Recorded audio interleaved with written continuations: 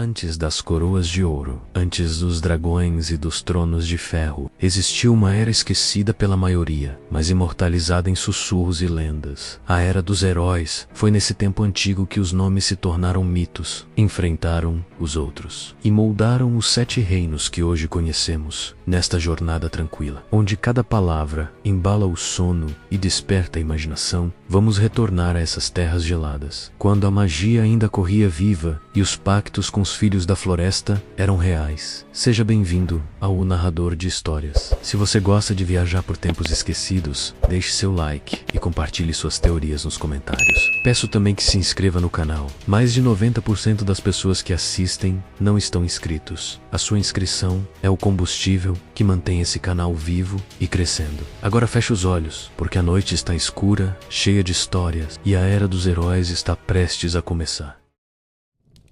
O que foi a Era dos Heróis?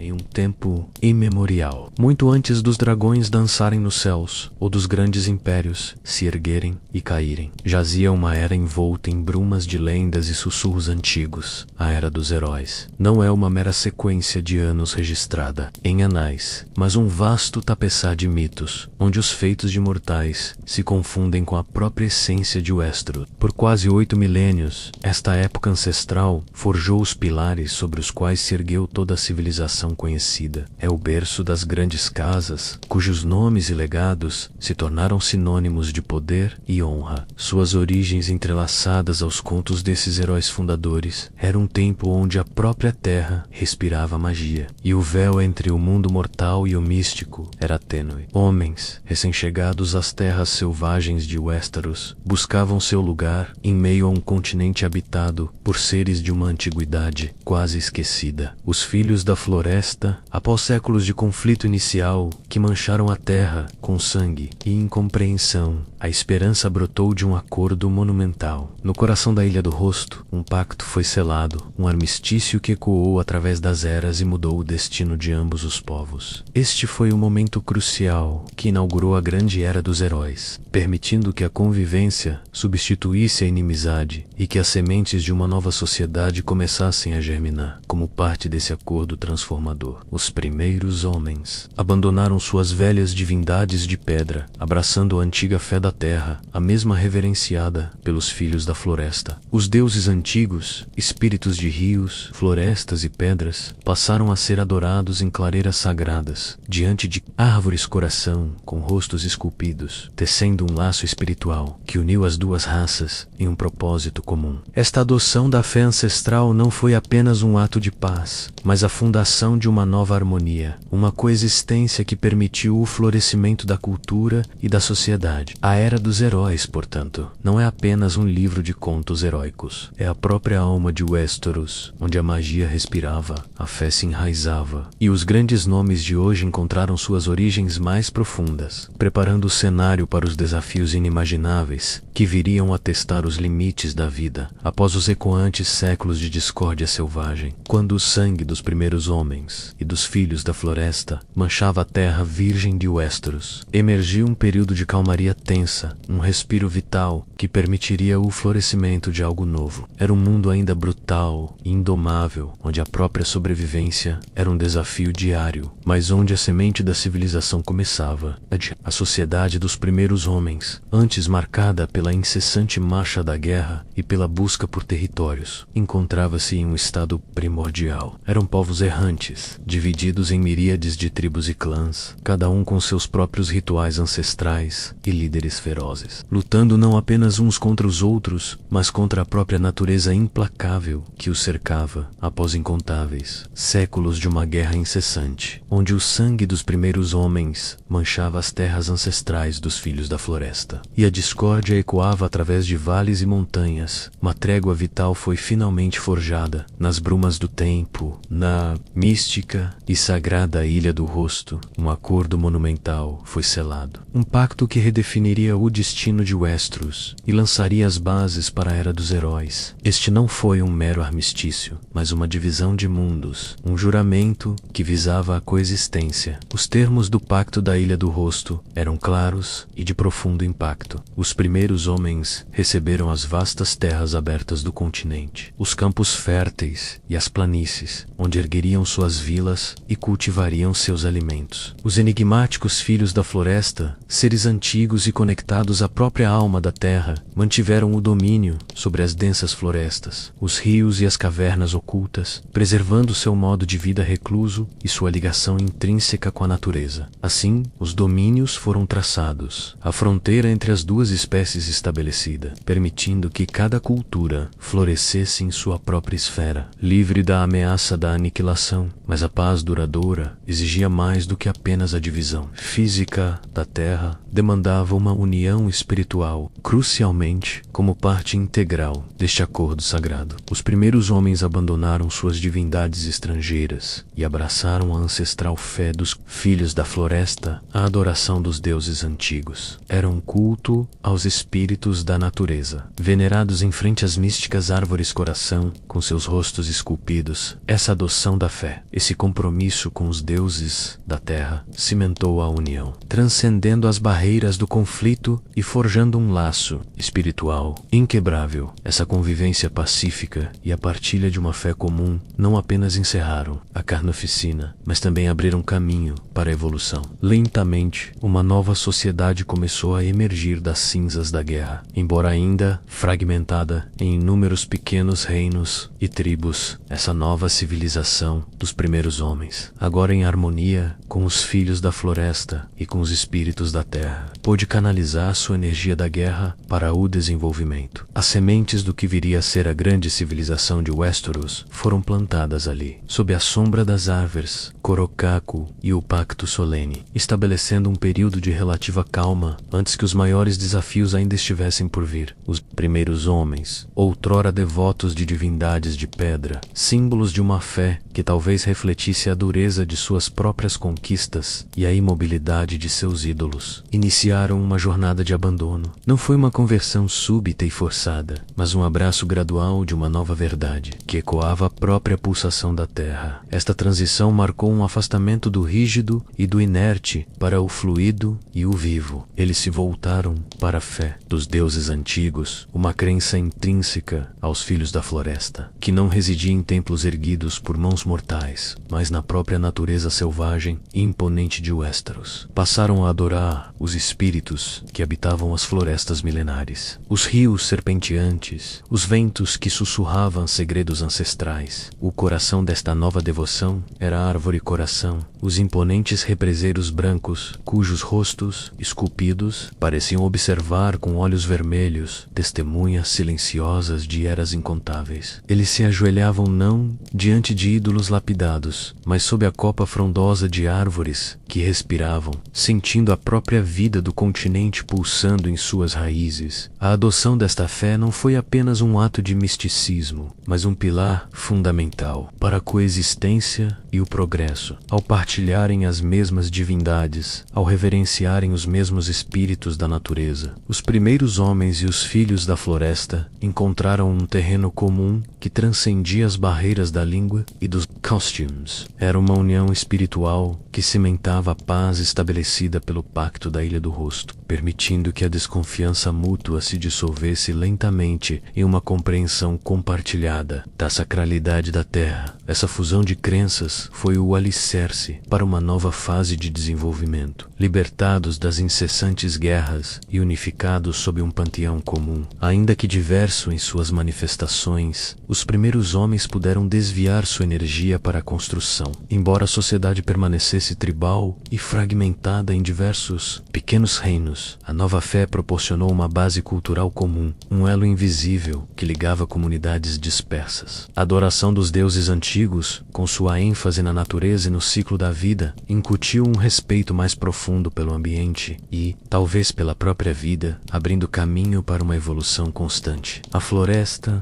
antes um campo de caça e confronto, tornou-se um santuário compartilhado, um elo vivo com o sagrado que permitiu a Westeros florescer, mesmo na sua forma mais incipiente. Após séculos de um conflito primordial, a tapeçaria de Westeros começou a tecer um novo padrão: o Pacto da Ilha do Rosto, selado sob árvores coraco centenárias, estabeleceu uma trégua vital entre os primeiros homens e os misteriosos filhos da floresta. Essa coexistência demarcou terras abertas para a humanidade e resguardou as florestas ancestrais para os filhos, permitindo que cada cultura florescesse em seus próprios domínios. O mais profundo passo, contudo, foi a renúncia dos primeiros homens aos seus deuses de pedra. Abraçando a antiga fé dos filhos da floresta, eles se voltaram para a adoração dos espíritos da natureza, para a sabedoria sussurrada pelos rostos esculpidos nas árvores coração. Essa união espiritual não foi meramente um ato de fé, mas a fundação de uma harmonia sem precedentes, que pavimentou o caminho para o progresso. Dessa base de paz e fé compartilhada, emergiu uma nova sociedade, ainda embrionária, porém resiliente. Era um período de desenvolvimento gradual, onde clãs e tribos começaram a assentar-se, formando pequenos reinos esparsos por toda a vastidão de Westeros. Essas incipientes comunidades, embora fragmentadas e por vezes ainda em disputa por recursos, encontravam-se em um estado de constante aprimoramento. A troca de conhecimentos, a introdução de novas técnicas de cultivo e o início da construção de assentamentos mais permanentes marcavam o lento, mas inexorável progresso rio-humano. A sabedoria dos deuses antigos, manifesta na natureza, guiava os passos dos primeiros homens, incutindo um profundo respeito pela terra. Não havia ainda reinos unificados ou grandes cidades, mas cada assentamento, cada chefe tribal, cada lenda nascente, contribuía para o complexo mosaico que viria a ser a civilização de Westeros.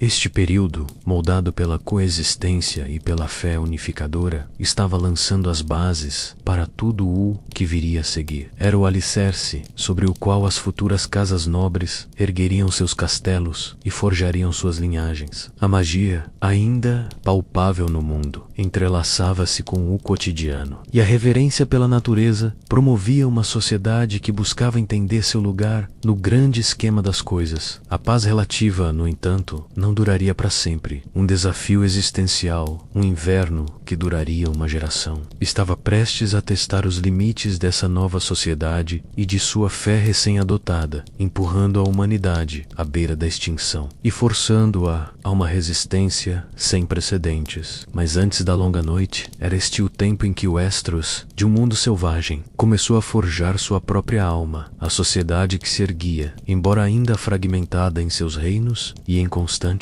aprimoramento, lançava as bases para a civilização de Westeros. Uma coexistência delicada com os filhos da floresta havia sido estabelecida, a fé nos deuses antigos florescia e o progresso gradual delineava o futuro. Contudo, essa promissora evolução estava prestes a ser testada por uma provação de proporções épicas, um evento tão cataclísmico que redefiniria a própria existência no continente. Então, desceu sobre o mundo a longa noite, um inverno que durou uma geração inteira, mergulhando Westeros em uma escuridão gélida e aparentemente não era uma estação comum, mas uma calamidade sobrenatural que desafiava toda a lógica e a esperança. A vastidão inóspita do continente transforma o Sei em um reino de gelo e sombras, onde o frio penetrava até a alma e a fome se tornou uma companheira constante. As comunidades, recém-formadas e ainda frágeis em sua evolução, viram suas estruturas sociais e suas crenças postas à prova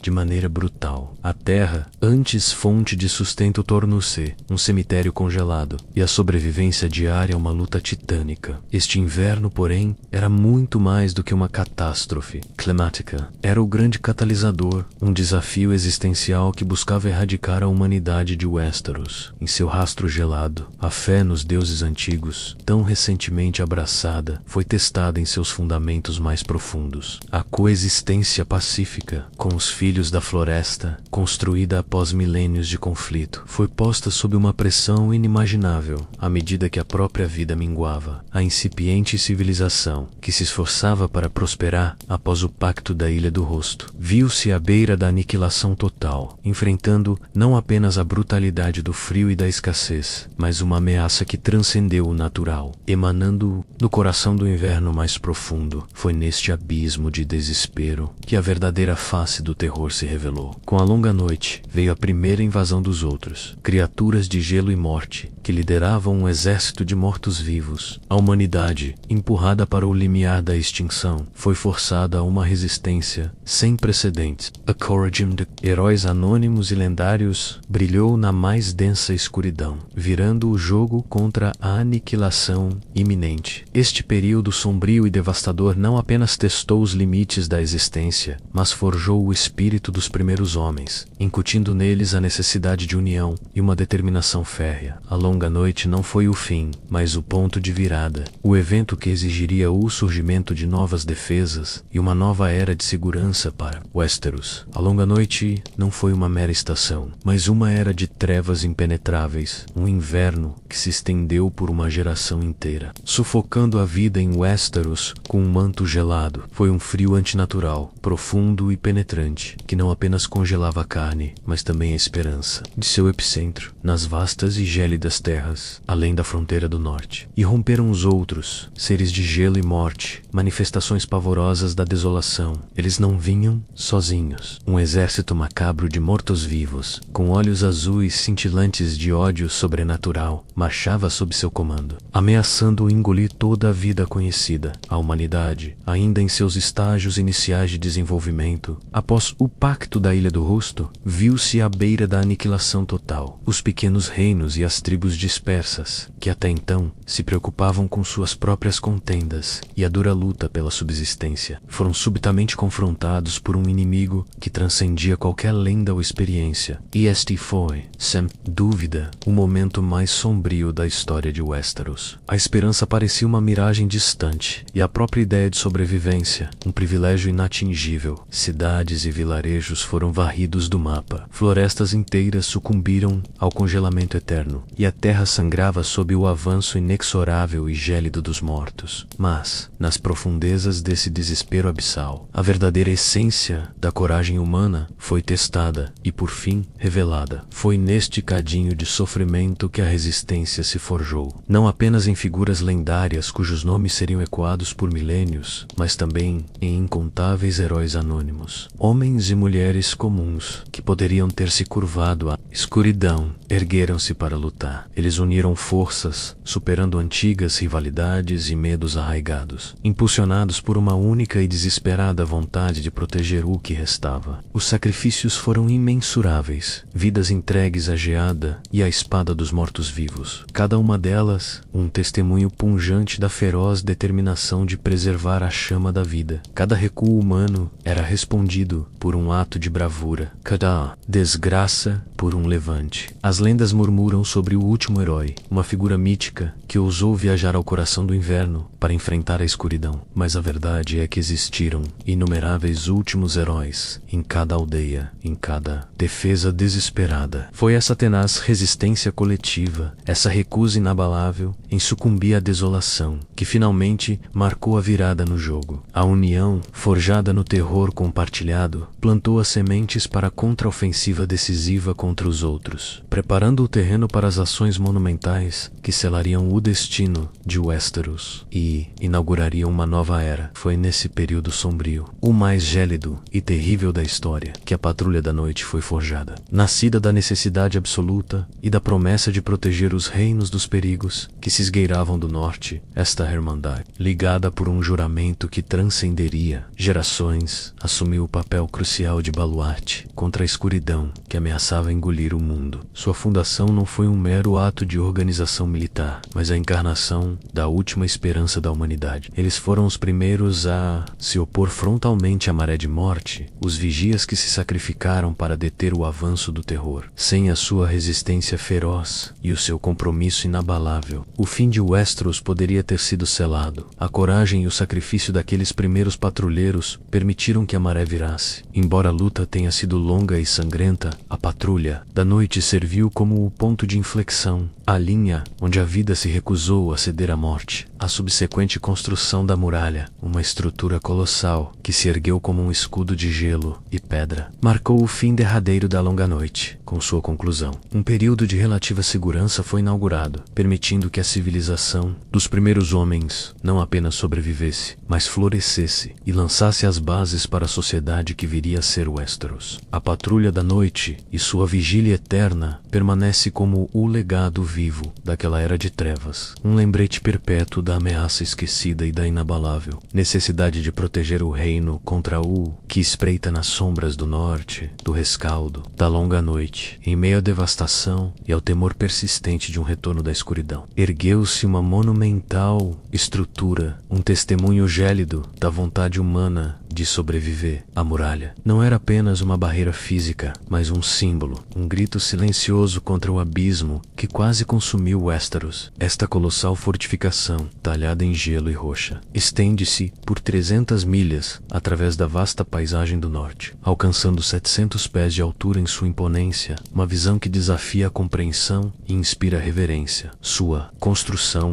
envolta em lendas e mistérios que perduram até hoje, é atribuída ao lendário Bran, o construtor, figura arquetípica da engenhosidade e da resiliência. Dizem as histórias que Bran não empregou apenas a força bruta ou a mera técnica de seus semelhantes humanos. Ele invocou sabedoria ancestral e talvez até mesmo o poder da magia, aprendido em sua comunhão com os filhos da floresta e sua misteriosa True Tongue, gigantes, com sua força inigualável, e os próprios filhos, com seu conhecimento profundo da terra e seus segredos, teriam se unido a este esforço hercúleo, trabalhando em harmonia para erguer uma barreira impenetrável. Muralha não era apenas uma resposta à ameaça imediata dos outros, era uma promessa de segurança para gerações vindouras. Erguida para selar o fim da longa noite, sua existência marcou uma virada crucial, inaugurando um período de relativa paz que permitiu a civilização dos primeiros homens florescer. Além de seus limites anteriores, ela se tornou o baluarte derradeiro contra as ameaças do extremo norte, uma sentinela eterna contra os horrores que jaziam além de seus picos gelados.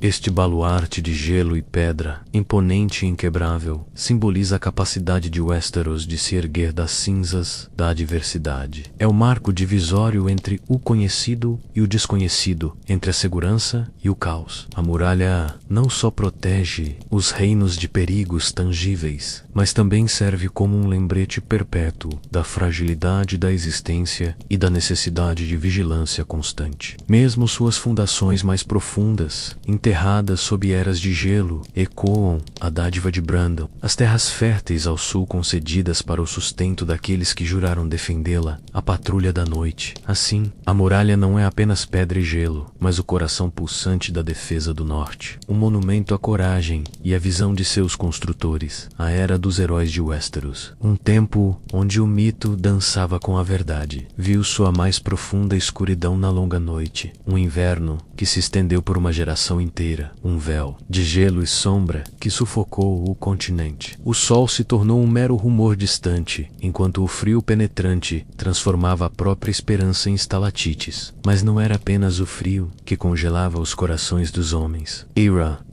a Mika, que emergira das profundezas geladas do norte. Os outros, criaturas de gelo e morte, vindas de um pesadelo distante, que avançavam liderando um exército pavoroso de mortos-vivos. Uma horda silenciosa e implacável, destinada a varrer toda a vida de Westeros. A humanidade, outrora dividida e fragmentada em seus pequenos reinos e tribos, foi empurrada para a beira da extinção, forçada a encarar um inimigo que desafiava a própria compreensão. Cidades e vilarejos foram varridos e o luto era uma constante companheira. Mas na face de tal desespero absoluto, a chama da coragem se acendeu. Foi a bravura incansável de heróis, alguns cujos nomes se perderam nas brumas do tempo, outros cujas lendas seriam ecoadas por milênios, que virou jogo. Em um ato de unidade sem precedentes, nascia a Patrulha da Noite, uma irmandade dedicada a ser o escudo dos reinos dos homens, o bastião contra a escuridão que vinha do extremo norte. E assim, após um conflito que parecia interminável, nasceu a solução monumental, a construção da muralha. Erguida como uma cicatriz colossal de gelo e rocha, essa fortificação impenetrável não era meramente uma barreira física. Ela era o símbolo definitivo do fim. Sua ascensão titânica marcou o encerramento da longa noite, um alvorecer gelado, que paradoxalmente trazia a promessa de um novo começo. Com a ameaça dos outros selada além das terras selvagens, Westeros Paid, enfim, respirar, inaugurou-se. Então,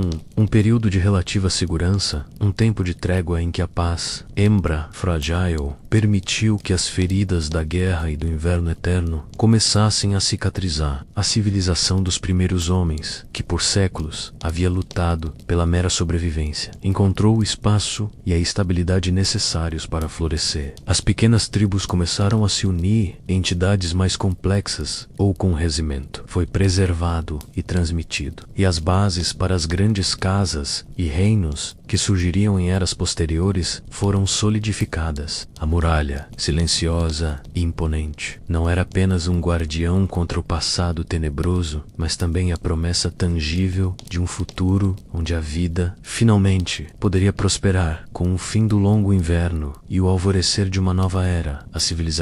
Dos primeiros homens, recém-solidificada, precisava de alicerces, não apenas de pedra e gelo, mas de mitos e memórias que pudessem sustentar uma sociedade em crescimento. Foi neste solo fértil de resiliência e renovação que emergiram figuras lendárias, cujos nomes, embora muitos deles hoje se desvanecem, na bruma do tempo são recordados coletivamente como os grandes heróis. Eles não eram meros mortais, mas catalisadores do destino, indivíduos cujos feitos, ora heróicos em sua grandiosidade, ora astutos em sua sagacidade, transcenderam o tempo para moldar a própria essência de Westeros. Suas vidas, envoltas nas névoas da lenda, representam a mais pura encarnação dos valores e das origens de linhagens que viriam a se tornar as mais antigas e poderosas do continente. Eles são os pilares sobre os quais as grandes casas ergueram suas identidades, a fonte primordial de seus orgulhos e as raízes de suas tradições. Cada um,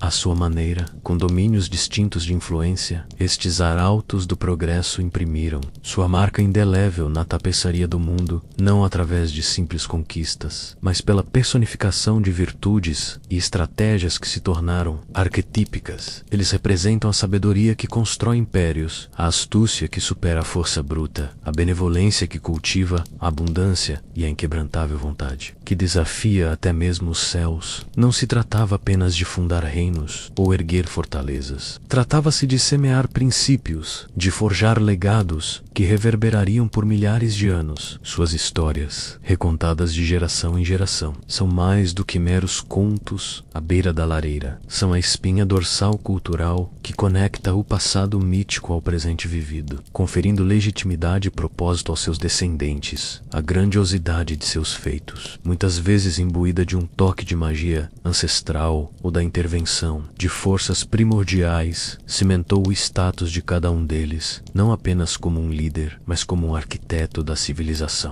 Eles não governaram apenas terras, eles moldaram o espírito das regiões que viriam a florescer sob o domínio de suas linhagens. Assim, o norte gélido encontrou sua resiliência inabalável, as terras ocidentais sua riqueza e sagacidade, a campina fértil sua abundância e generosidade, e as terras da tempestade sua paixão e obstinação indomável. Esses foram mais do que guerreiros ou reis, foram os mestres construtores de um modo de vida, os benfeitores da cultura, os desafiadores dos limites e os fundadores das dinastias que viriam a governar Westeros. Suas existências míticas servem como um espelho para as aspirações e a essência de um povo, um testemunho da capacidade humana de forjar um destino a partir do caos e de erguer lendas que transcendem o tempo e a própria história. Bran, o construtor.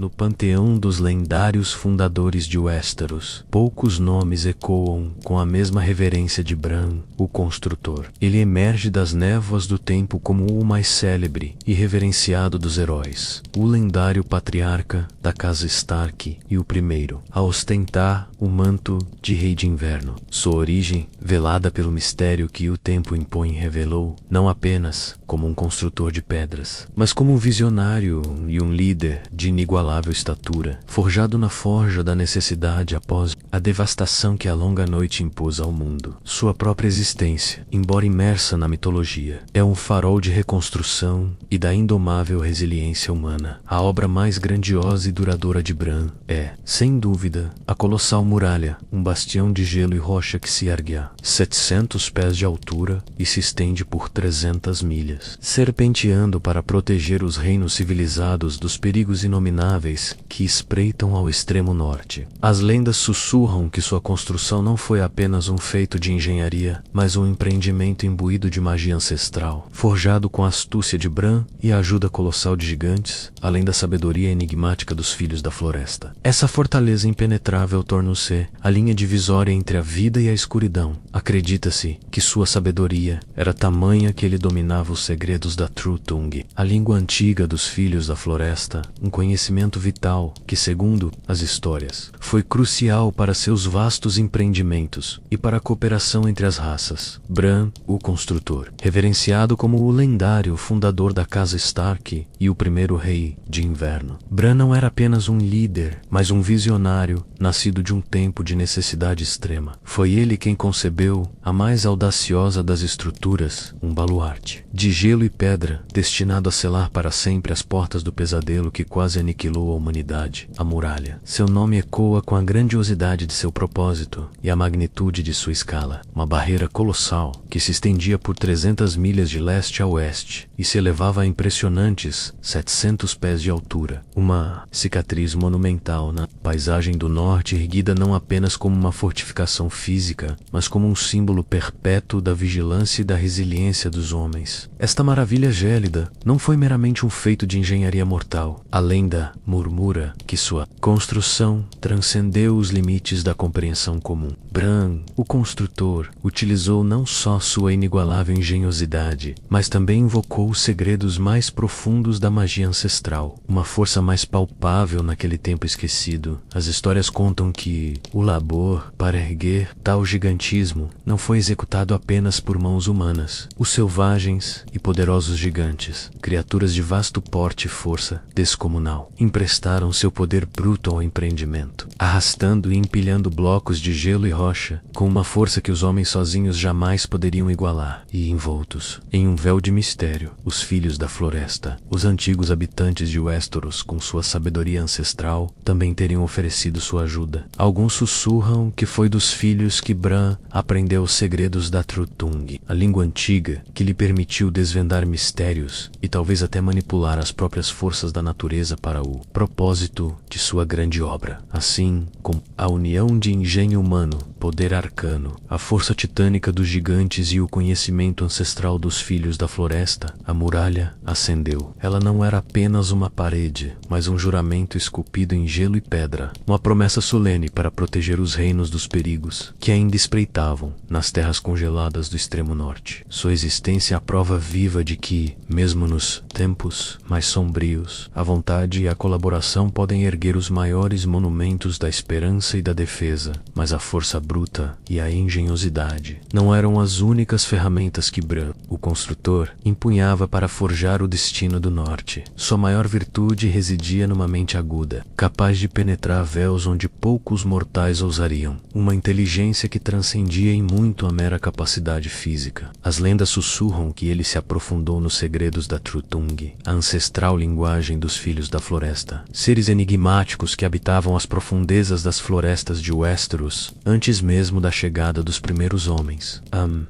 Ecoando dos tempos primordiais, entoado por aqueles que conheciam os sussurros da terra, os mistérios das árvores Corocal e os caminhos da magia esquecida. Bran, por um laço de confiança e respeito mútuo, forjado na aliança que selou a paz entre as raças, teria aprendido essa língua arcana, decifrando os enigmas de um mundo selvagem. Essa sabedoria arcana revelou-se crucial para seus mais ambiciosos empreendimentos. A própria muralha, um titã de gelo e rocha de 700 pés de altura e 300 milhas de extensão, ergueu-se não apenas pelo suor de milhares de homens e pela magia dos Filhos da Floresta, mas também pela compreensão profunda de Bran, dos mistérios da terra e dos caminhos que os filhos lhes podiam indicar. Talvez até comunicando-se com os gigantes em sua própria fala ancestral. Era sua inteligência, e não a força de seus braços, que orquestrava a colaboração de raças e a aplicação de conhecimentos perdidos para erguer tal baluarte impenetrável. Sua perspicácia, contudo, não se confinou à gélida fronteira de Unotei. Foi essa mesma sabedoria que guiou a fundação e a edificação de Winterfell, a imponente sede ancestral da casa Stark. Uma fortaleza que não é apenas uma morada, mas um testamento em pedra à durabilidade e à resiliência de sua linhagem, concebida por uma mente que via muito além de seu tempo. A influência de sua mente arquitetônica e tática se estendeu por Westeros, a quem sugira que seu conselho, sua visão e talvez até sua presença foram fundamentais na construção dos primeiros baluartes de Ponta Tempestade, emprestando sua incomparável habilidade para desafiar a fúria dos deuses. Mas a sabedoria de Bran ia além de tijolos e pedras. Ele anteviu as necessidades futuras da Patrulha da Noite, a irmandade que jurara proteger os reinos dos perigos do norte, e cedeu as férteis terras da dádiva de Brandon ao sul da muralha. Um ato de provisão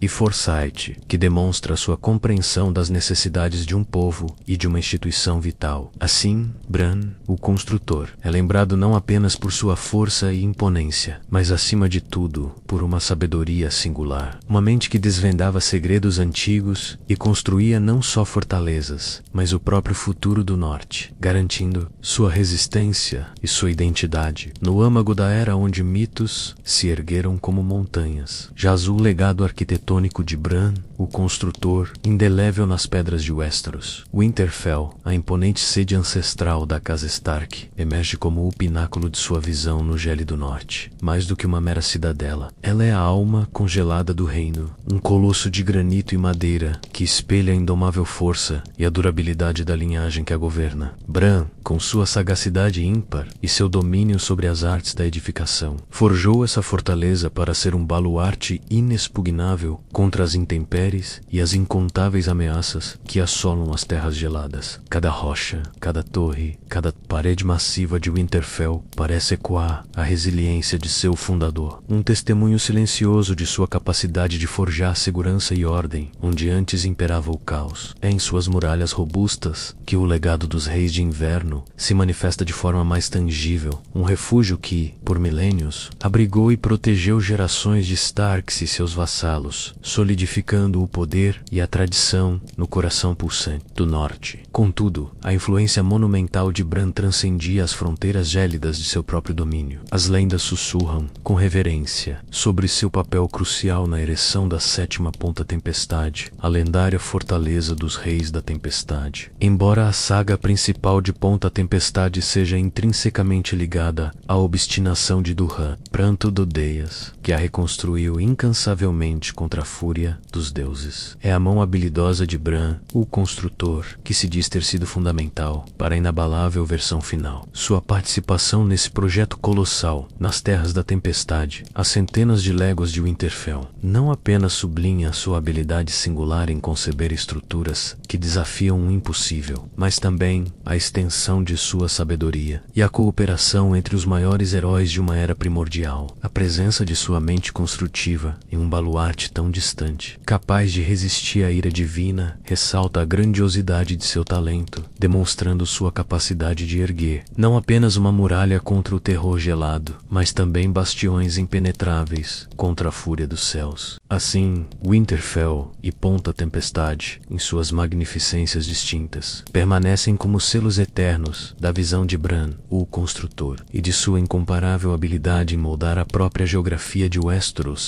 com sua genialidade transformadora. Gênio de Bran, o Construtor, não se manifestou apenas na imponência das estruturas que ergueu, mas também na sua perspicácia em antecipar as necessidades futuras após a devastação da Longa Noite e com a fundação da Patrulha da Noite para vigiar a nova e colossal barreira. Ele compreendeu que a proteção não se manteria apenas com juramentos e coragem. Era preciso garantir o perene sustento daqueles que dedicariam suas vidas à vigilância. Assim, nasceu a dádiva de Brandon, vastas parcelas de terras férteis, estendendo-se ao sul da muralha, em um norte muitas vezes avaro em recursos, onde a terra era inóspita e o inverno podia ser impiedoso. A capacidade de cultivar e produzir alimentos era mais do que uma conveniência, era a própria espinha dorsal da sobrevivência. Bran, com sua visão inigualável, cedeu essas terras para o sustento vital da recém-fundada Patrulha da Noite. Ele assegurou que a Irmandade tivesse pão em suas mesas, forragem para seus cavalos, madeira para suas fogueiras e matérias-primas para suas ferramentas, liberando-os da constante busca por recursos e permitindo-lhes concentrar-se integralmente em sua sagrada missão. Este ato de provisão revelou o caráter pragmático e a inabalável vigilância de Bran. Ele não era somente um construtor de pedras e gelo, mas um estrategista de longo prazo, um rei de inverno que planejava para gerações que ainda não haviam nascido. Ao institucionalizar um sistema de autossuficiência, ele garantiu que a patrulha permanecesse forte e independente, um baluarte contra os horrores que residiam além da fronteira do mundo civilizado. A dádiva materializou sua promessa de proteger sua gente não apenas com força bruta ou engenhosidade monumental, mas com a sabedoria de antecipar as necessidades mais básicas e vitais. O legado da dádiva de Brandon é a garantia contínua da capacidade da Patrulha da Noite de resistir. A Esquirado, ela se tornou um pilar invisível, mas essencial para a segurança do norte e, por extensão, de todo Westeros. A cada colheita, a cada fogueira acesa nas torres da patrulha, o espírito de generosidade e previsão de seu fundador era reafirmado. Este legado de provisão e vigilância perene definiu não apenas a fundação da casa Stark, mas também o espírito resiliente de todo o norte, marcando-o como um povo prático, que compreende a dura realidade da existência e que se prepara incessantemente para a noite que pode vir. A dádiva de Brandon permanece um testemunho silencioso da inteligência e do coração de um verdadeiro herói, cuja visão transcendeu seu próprio tempo para moldar o futuro de um continente. Lan, o Esperto.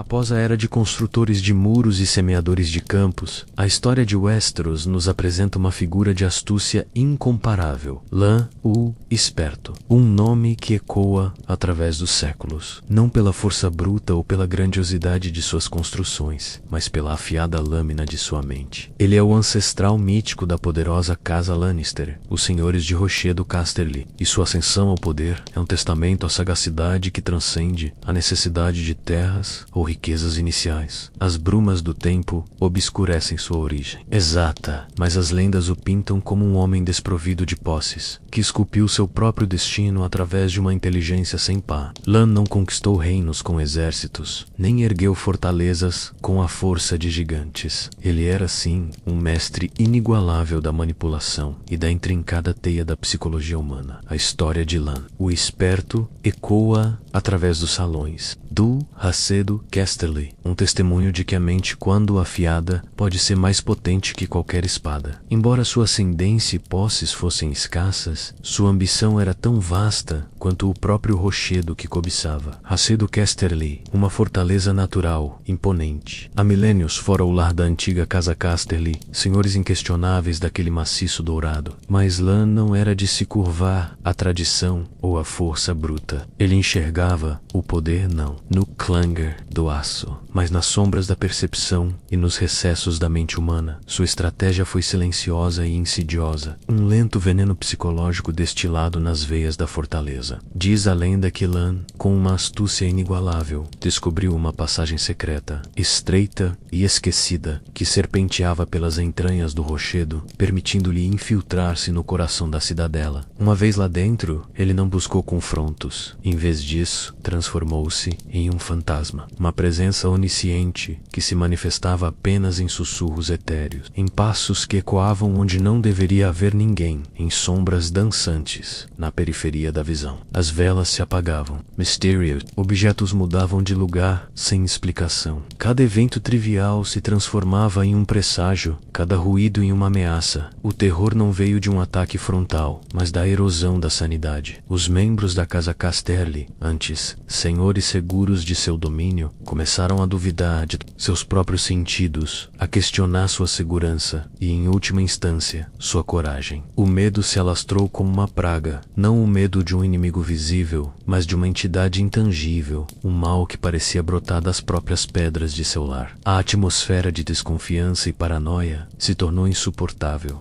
Febris conjuravam aparições sombrias e vozes acusatórias, até que o peso da incerteza se tornou mais pesado do que qualquer cerco, sem que uma única gota de sangue fosse derramada, sem que uma única batalha fosse travada. A outrora orgulhosa Casa Casterly, que havia reinado por séculos, sucumbiu não à força física, mas à pressão mental implacável de um único homem. Eles abandonaram seu castelo, sua herança, suas riquezas, fugindo de um inimigo que existia mais em suas mentes do que em carne e osso. Assim Lan, o esperto, tomou posse do rochedo Casterly, não por direito de nascimento ou por conquista militar, mas por sua inteligência superior e sua maestria sobre a fragilidade da psique humana. Este ato inaugural não apenas fundou a linhagem dos Lannister, mas também forjou a reputação da casa por sua sagacidade, sua ambição insaciável e seu talento para a manipulação, características que ecoam até os dias de hoje. A lenda de seu engenhoso ancestral, mas a sagacidade de Lan não se restringia apenas à conquista de fortalezas. A tapeçaria de lendas que o envolve revela um homem cujos feitos desafiavam a lógica da força bruta, provando que a mente era sua arma mais afiada. Narra-se, por exemplo, a ousadia de Lan ao confrontar um predador no ápice de sua ferocidade, o leão. Contos sussurram de um tesouro escondido, guardado não por guerreiros, mas pela fera mais temível do rochedo. Em vez de empunhar uma espada ou liderar uma caçada, Lan, o esperto, observou Peixomen. Ele compreendeu os hábitos da criatura, o ritmo de sua respiração, o instante preciso em que o sono o tornava vulnerável. Não houve rugidos de batalha, apenas a quietude calculada de um intruso que se esgueirava, suas mãos ágeis e silenciosas, enquanto o leão, o rei inquestionável das selvas pedregosas, repousava em sua majestade inconsciente. O ouro, dizem, foi subtraído com uma precisão cirúrgica, um testemunho mudo de que o verdadeiro poder reside na inteligência para enganar o mais forte sem confronto direto. E a proeza de Lan estende-se também aos domínios da vida social e dos corações. Sem terras para oferecer como dote, sem exércitos para impor sua vontade, ele, segundo as lendas, conseguiu para si mais de uma centena de esposas. Imaginem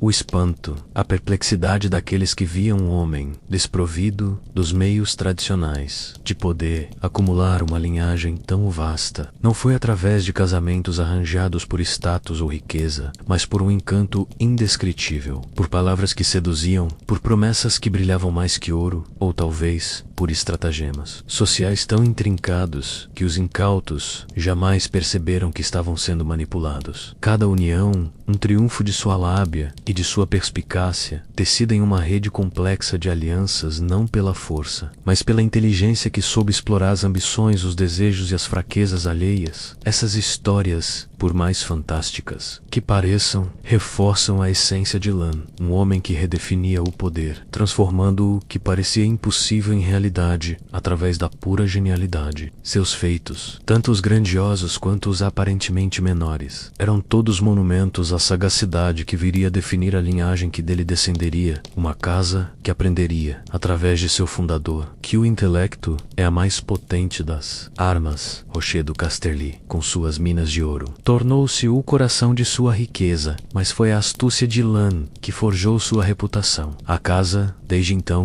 é intrinsecamente conhecida por sua opulência, por uma ambição desmedida e por uma sagacidade cortante, características que não são meras qualidades, mas sim um eco direto e inegável do seu lendário fundador.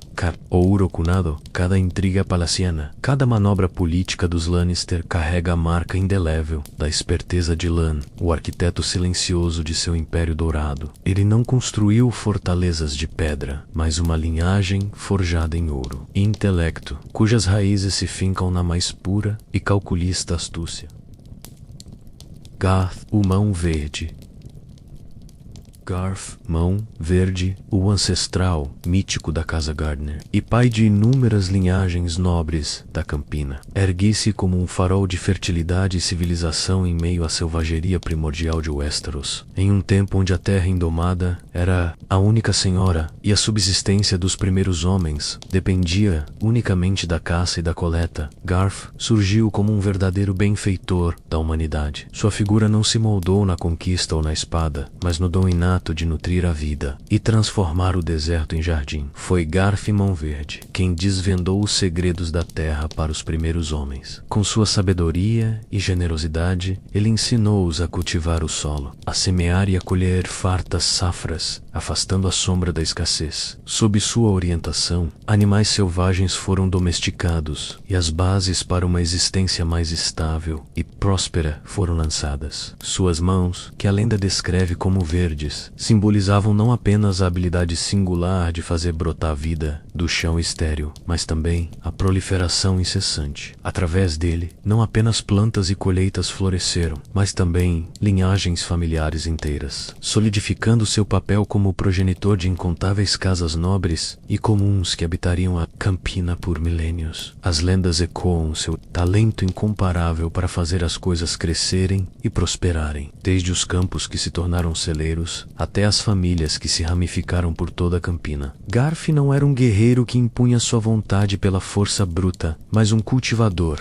um mestre da vida, cujo legado se manifesta na própria essência da Campina. Esta terra, hoje exuberante e fértil, o celeiro de Westeros permanece como um testemunho perene da influência civilizadora de Garth Mão Verde, um monumento vivo ao seu espírito de abundância e prosperidade, que moldou o destino de uma vasta região e de seu povo. Foi Garth quem, com sua mente perspicaz e espírito benfeitor, vislumbrou um futuro onde a terra não seria apenas fonte de alimento ocasional, mas um berço de abundância perene. Ele não impôs seu conhecimento pela espada, mas o semeou com a paciência de U.M. Jordan Arrow. Ensinou aos primeiros homens a sagrada arte da agricultura, como preparar o solo, como plantar as sementes que brotariam em sustento, como nutrir as plantas e, no tempo certo, colher as fartas safras que assegurariam a vida. Sob sua orientação, aprenderam os ciclos da terra e a previsibilidade da colheita. Uma revolução que libertou gerações da incerteza do dia a dia. Não se limitou apenas à terra. Garth Mão Verde também foi o mestre que guiou os primeiros homens na domesticação dos animais. Ele demonstrou como transformar criaturas selvagens em valiosos aliados, seja para trabalho, alimento ou companhia, consolidando ainda mais as bases de uma sociedade sedentária. Com seus ensinamentos, a vida tornou-se menos errante, mais estável, permitindo a formação de comunidades permanentes e o florescimento de estruturas sociais mais complexas. Terizaridas, antes meros pontos de passagem, foram transformadas em campos férteis, vibrantes com a promessa de vida e prosperidade. Suas mãos verdes não eram apenas um símbolo de sua destreza com a terra, elas representavam uma capacidade quase mítica de fazer tudo prosperar, desde as culturas nos campos até as linhagens familiares que se multiplicavam sob sua influência. Ele não era um conquistador que submetia reinos, mas um cultivador que nutria civilizações. Seu legado perdura na própria essência da Campina, o coração agrícola de Westeros, um reino de beleza exuberante e fartura inesgotável, um testemunho vivo da influência civilizadora de Garth Mão Verde e do espírito de abundância que ele infundiu na terra e em seu povo desde os dias antigos, quando a Campina era pouco mais que vastas extensões selvagens, desabitadas e refratárias. Ao cultivo, a figura de Garth Mão Verde emergiu como um farol de transformação. Sua influência transcendeu a mera imposição de ordem. Ele semeou vida onde antes havia apenas a aspereza da natureza intocada. Não um conquistador de exércitos, mas um semeador de civilização. Garth não empunhava uma espada, mas um arado, e sua maior batalha foi contra a ignorância e a fome. Foi ele quem desvendou os segredos da terra para os primeiros homens, ensinando-os a arte sublime da agricultura. Com suas mãos, a barbárie deu lugar à ordem. Os campos estéreis floresceram em tapetes dourados de grãos, e os rebanhos domesticados substituíram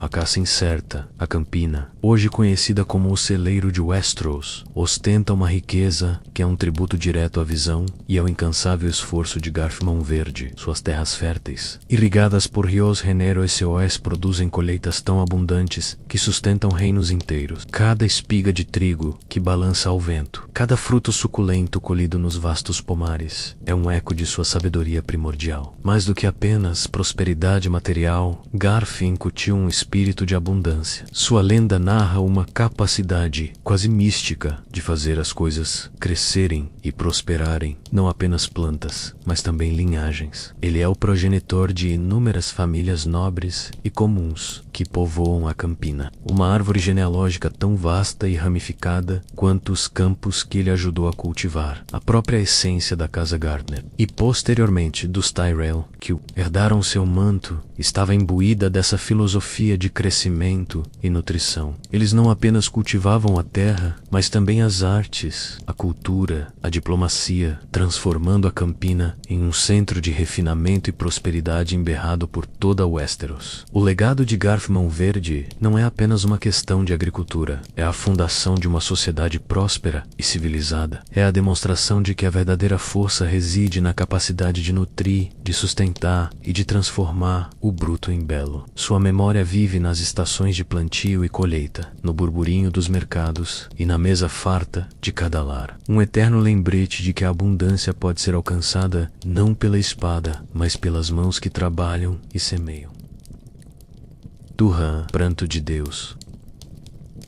Duhan, pranto de Deus, ergue, nas brumas do tempo, como o lendário primeiro rei da tempestade, o ancestral direto de uma linhagem que, séculos mais tarde, seria reverenciada como os Baratheon. Sua saga é um hino à paixão indomável e à tenacidade, que ousou desafiar os próprios céus, um testemunho de uma era onde a divindade caminhava ao lado dos mortais, e os destinos eram forjados por amores proibidos e cóleras cósmicas. Duhan, em sua busca, viu seu coração cativado pela beleza etérea de Elenei, uma figura de encanto quase divino, pois era a filha predileta do temível deus do mar e da altiva deusa do vento. Essa união entre uma deusa e um mortal foi um anátema aos olhos de seus pais celestiais. A fúria dos deuses manifestou-se em tempestades de proporções cataclísmicas, desabando sobre a frágil fortaleza de Duhan. Ondas gigantescas e ventos uivantes, nascidos da ira divina, desmantelaram as paredes de pedra e a esperança do rei. Uma vez, 2 vezes, 6 vezes, a fortaleza de Duhan desmoronou, reduzida a escombros pela implacável cólera do deus do mar e da deusa do vento. Mas cada destruição apenas alimentava a obstinação do rei da tempestade, um amor que se recusava a ceder diante da imortalidade. A devoção de Duhan era uma força elemental em si mesma, uma chama ardente que desafiava a própria onipotência do panteão Elry Construa. Movido por uma paixão que superava a razão, seu castelo, erguendo-se novamente dos destroços, apenas para ser novamente varrido pela incessante ira dos pais divinos de Elenei. Cada pedra derrubada, cada viga estilhaçada, era um eco daquela fúria que não conhecia limites. A lenda narra que na sétima e derradeira tentativa, a construção da fortaleza de Duhan transcendia a mera engenharia humana. DCIQO. Próprio Bran, o construtor, menos aquele que ergueu a muralha, menos ofereceu sua sabedoria inigualável. Outras versões, sussurradas pelos ventos, falam da magia arcana dos filhos da floresta ou do poder titânico dos gigantes, que ajudaram a solidificar os alicerces. Assim, ergueu-se Ponta Tempestade, uma cidadela monolítica, desafiadora, que permaneceu inabalável contra a fúria celestial que por tanto tempo a atormentara. Não era apenas um castelo, mas um monumento, a resiliência de um amor que ousou desafiar um panteão inteiro. A invencibilidade de Ponta Tempestade não é apenas uma prova de sua arquitetura formidável, mas do espírito indomável de Duhan, Pranto de Deus, a casa do Randon, e por extensão, seus sucessores, os Baratheon, herdaram desse ancestral lendário não apenas um reino, mas um legado de teimosia feroz, de uma paixão ardente que pode mover montanhas e desafiar deuses, e de uma lealdade inquebrantável aos seus próprios princípios. Ecoando eternamente o pranto de um rei que ousou amar, sua paixão ardeu pela bela Elenei, uma figura de beleza, etérea, que não era uma simples mortal, mas sim a filha dos próprios deuses, que governavam os céus e os mares, o deus do mar e a deusa do vento. Em um ato de audácia que desafiava as convenções celestiais e terrestres, Duran e Elenei uniram-se em matrimônio, um laço proibido que acendeu a ira de seus pais divinos. Essa união, que para Duhan era a concretização de um amor sublime, foi para as deidades uma afronta insuportável, uma quebra da ordem natural do cosmos. A retribuição divina não tardou. A fúria dos deuses se manifestou em tempestades, de proporções cataclísmicas, desferindo sua ira sobre a fortaleza de Duhan. Os céus se abriram, os ventos uivaram, com a força de 1000 lamentos, e as ondas do mar se ergueram como montanhas, engolindo e estilhaçando a cada nova investida as muralhas do castelo de Duhan. Repetidas vezes, a morada do rei da tempestade foi reduzida a escombros, um reflexo da implacável indignação divina. Cada ruína era um lamento, uma prova irrefutável da cólera que os deuses despejavam sobre o reino de um mortal que ousara amar uma imortal. Mas Duhan, em sua obstinação, que beirava a loucura, e em sua devoção inabalável a Elenei, recusava-se a ceder. Cada castelo destruído era um desafio a ser superado, não um sinal para desistir. A fúria dos céus era colossal, mas a paixão do rei era ainda maior. Ele testemunhou sua fortaleza desabar 6 vezes, cada vez sob a impiedade das forças naturais desencadeadas pelos pais de Elenei, mas sua determinação permaneceu inabalável, acesa pelo fogo de um amor que transcendia a própria existência. Essa persistência obstinada transformaria Duhan, Pranto de Deus, não apenas em um rei, mas em um titã da lenda, cujo amor e teimosia moldariam para sempre as terras que viriam a ser conhecidas como as terras da tempestade. Os Sahis, irados,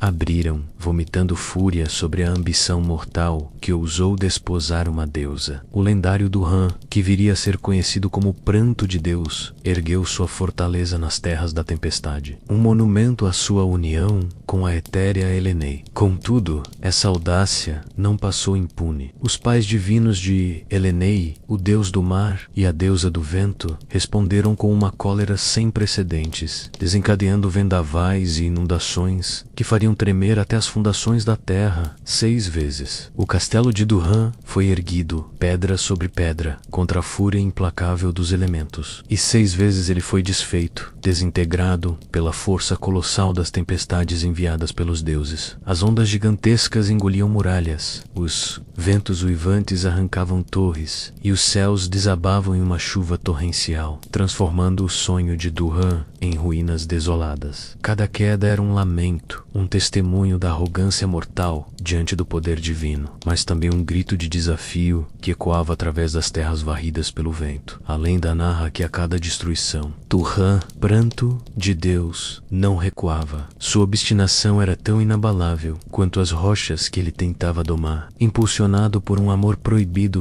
que desafiava os próprios limites do cosmos, ele se recusava a ceder. A resiliência de Duhan não era apenas humana, era uma força primária que se opunha à onipotência dos deuses. Ele via cada ruína não como um fim, mas como um prelúdio para uma nova tentativa, uma prova de sua inquebrantável vontade. A sétima vez, porém, foi diferente. A sétima fortaleza, erguida com um propósito e uma determinação incandescentes na Alsecarvo. Essa seria a lendária Ponta Tempestade, uma cidadela que desafiaria a fúria divina e permaneceria de pé através de eras. Swan não foi apenas um ato de engenharia, mas um símbolo de perseverança, forjada na paixão e na teimosia de um rei que ousou desafiar o panteão. As histórias sussurram sobre a ajuda mítica que tornou essa tarefa possível, mas o cerne da lenda reside na indomável vontade de Duhan, um rei que, contra todas as probabilidades, ergueu um baluarte eterno contra a fúria dos céus. A fortaleza se tornou um testemunho eterno de seu amor e resiliência, e um pilar para a linhagem que dele adviria, infundindo em cada sucessor a mesma paixão e teimosia que forjaram suas fundações. Contudo, a paixão indomável de Duhan, um amor que desafiava os céus e a própria fúria dos deuses, não seria esmagada. Após 6 tentativas desoladoras, 6 fortalezas reduzidas a escombros pela ira divina, Duhan, pranto de Deus, empreendeu a construção da 7ª e derradeira.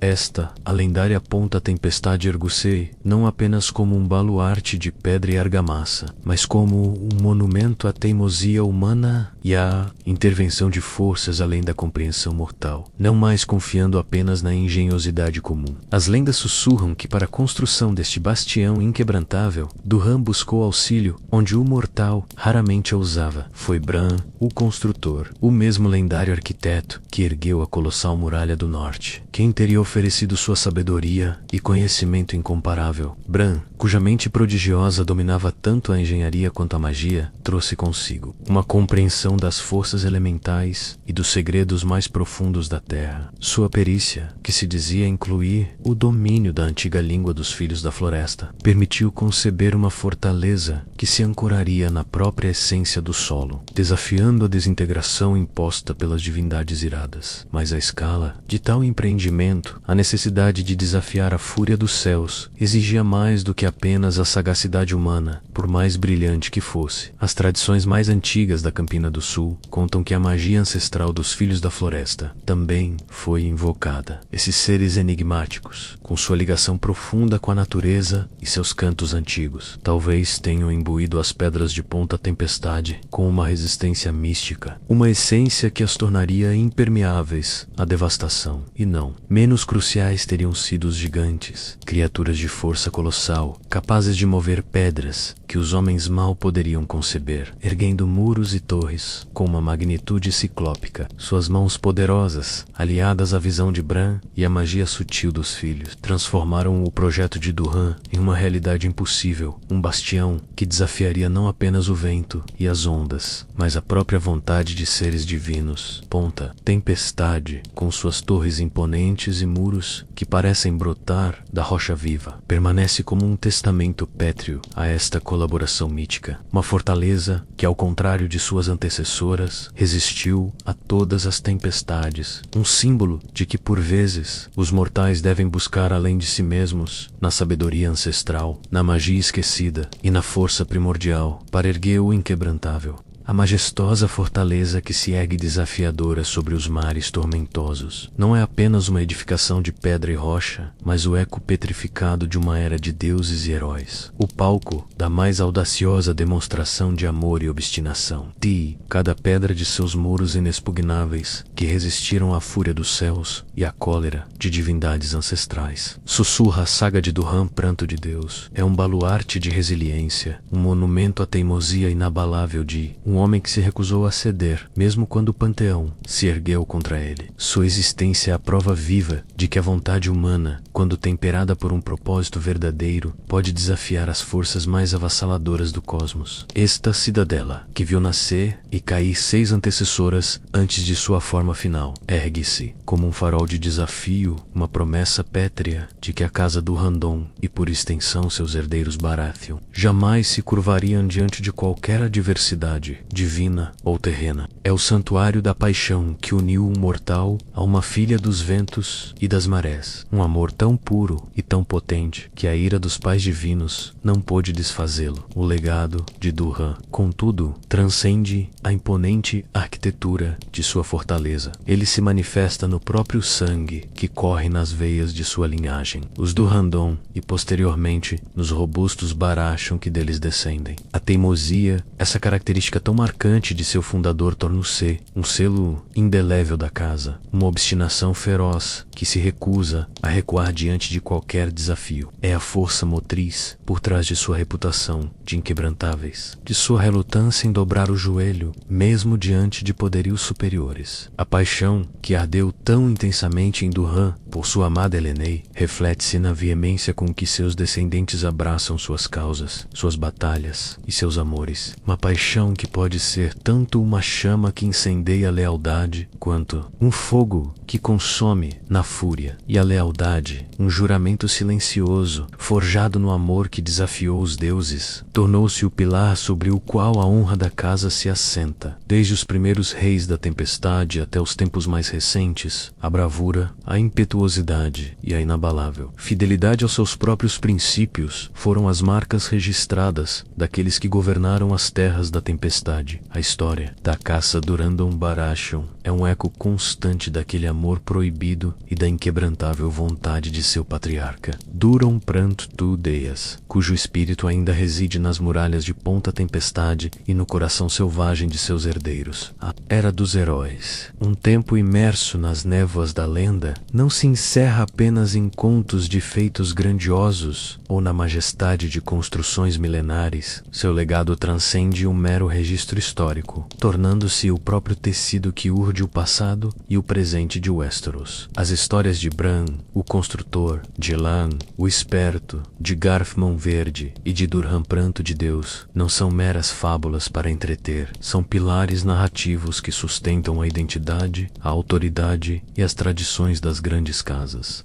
Elas foram transmitidas por incontáveis gerações, por vezes idealizadas, outras vezes adornadas com um fulgor do mito, mas sempre mantendo sua essência como testemunhos da origem e da vocação de cada linhagem. Os castelos imponentes que se erguem sobre Westeros, menos as muralhas graníticas de Winterfell, a rocha dourada de Rocher do Casterly, a exuberância de Jardim do Shima, a indomável Ponta Tempestade, não são apenas fortalezas de pedra, são monumentos vivos que sussurram as proezas de seus fundadores lendários, conectando os senhores atuais à glória e aos desafios de seus ancestrais. Cada torre, cada fosso, cada pedra é um elo palpável com uma era onde o impossível parecia alcançável pela força do espírito humano, pela astúcia inigualável ou pela resiliência inquebrantável. A própria muralha, essa colossal cicatriz de gelo e rocha que divide o mundo conhecido do terror desconhecido, é o mais vívido e impressionante desses testemunhos. Ela é a prova física da longa noite e do sacrifício coletivo que garantiu a sobrevivência da humanidade, um lembrete perpétuo da eterna vigilância necessária contra as sombras que espreitam ao norte. Essa mistura intrínseca de fato e ficção, de história e lenda, cria uma tapeçaria rica que não só informa, mas molda a cultura, as crenças e até mesmo os conflitos do presente em as crônicas de Gelo e Fogo. Personagens, eventos e dinâmicas de poder são constantemente influenciados por esses ecos do passado, justificados por heranças de bravura, sagacidade ou sacrifício. A Era dos Heróis, portanto, não é apenas um capítulo distante, é um alicerce cultural e mitológico que permeia cada aspecto da vida em Westeros. Ela reforça a convicção de que as maiores conquistas e as mais profundas marcas na história são forjadas não apenas pela força ou pelo nascimento, mas pela coragem,